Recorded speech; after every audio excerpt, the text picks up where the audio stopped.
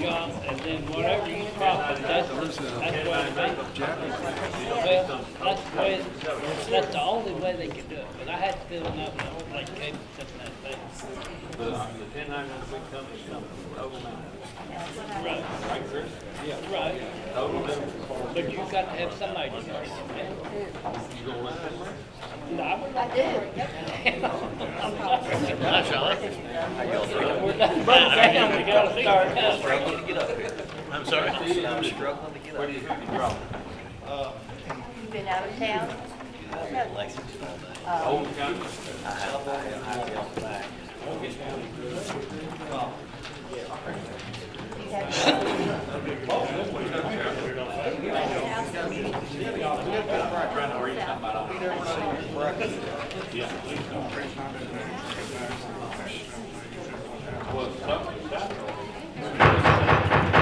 Okay, we'll start the meeting right now. This is a special meeting, and it was needed because we made a few changes to the ordinance, and it'll probably be a short meeting. So I just want to let y'all know that the magistrate will be hearing the first reading again. So I'm going to have Pat read the first reading, and Joe is going to explain the changes to the ordinance. This will be ordinance number 02-2017-705, an ordinance relating to the imposition and administration of an occupational license requirement and payment of an occupational license tax by persons engaged in occupations and professions within Grant County, Kentucky. Just to go over some of the questions, can you all hear me all right, or do I need to move this in closer? Closer, please. It's either that or stand up. All the above.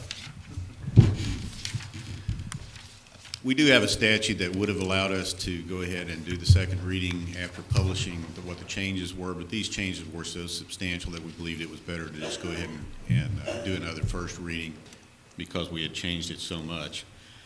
Some of the changes are very minor, others are very substantial, so I'm going to hit on some of the highlights. As I said, there were some minor changes, just pulling out a few words here and there, dressing things up to show that it's going to be quarterly.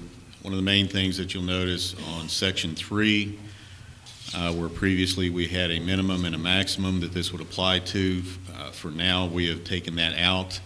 That's something that are going to always be added on at a later time, but for right now that's been taken out altogether. That was in Section 3. There was some language in Section 5, subsection 9. Here again, there was a little bit of conflict in the wording to show that this needs to be done on a quarterly basis. We dressed that up some.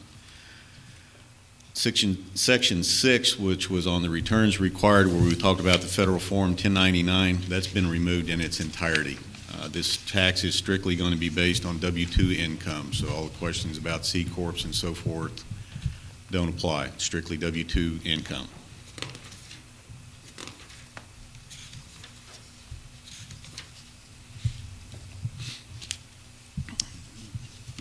The only other real substantial change has to do on the reviewability.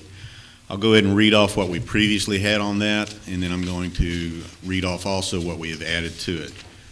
What we previously had on the issue of reviewability, which is Section 13, the provisions of this ordinance shall be reviewed annually on the anniversary of the date upon which this ordinance is enacted, or on the date of the regular fiscal court meeting closest in time to that date. We've not taken that out, we've added to that.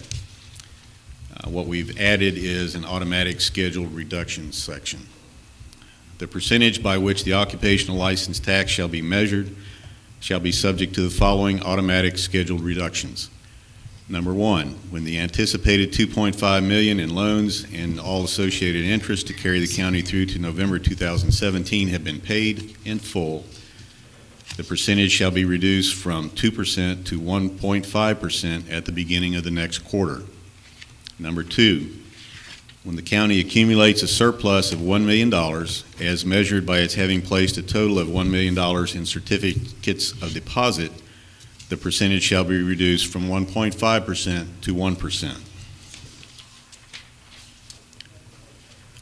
once again on the beginning of the next quarter. Number 3, after having been reduced to 1%, the percentage shall remain at 1% unless and until further action by the fiscal court.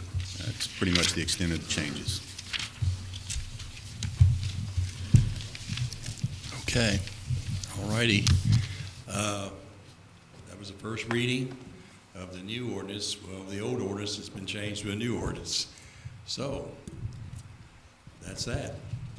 I do need a motion to approve the notice to put in the newspaper showing a second reading will be held on March the 9th. I need a motion. I'll make a motion to have the second reading on March the 9th. I'll second. Thank you both. Pat, call the roll. Magistrate Coldine, Yes. Magistrate Newman, Yes. Judge Wood. Yes, yes. Okay, I need to have this approval here, to have a motion to appoint Colton Simpson as Administrative Assistant Payroll Clerk effective February 27, 2017, at an annual salary of $28,000. I make a motion to appoint Colton Simpson as Administrative Assistant Payroll Clerk effective February 27th, 2017, and the annual salary of $28,000. Second? Okay, Pat, call the roll. Magistrate Coldine, Yes. Magistrate Newman, Yes. Judge Wood. Yes, it carries. That's it. If anybody's got any questions after the meeting, they can talk to the magistrates or whatever if they're still around, but that is it. The meeting is now No, governed. I need a motion to adjourn. I make a motion, we adjourn. Thank you. I wasn't new day. Second? Okay, thank you. Motion carries. Meeting's adjourned.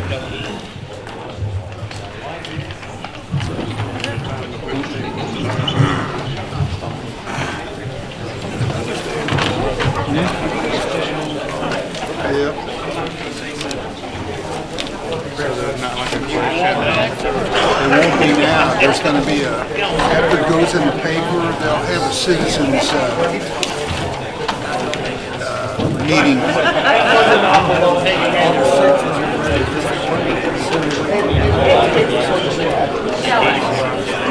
That sounds right. I'm curious. I'm not trying to be a smart act, but why do people show up today? Why do people need to show up today?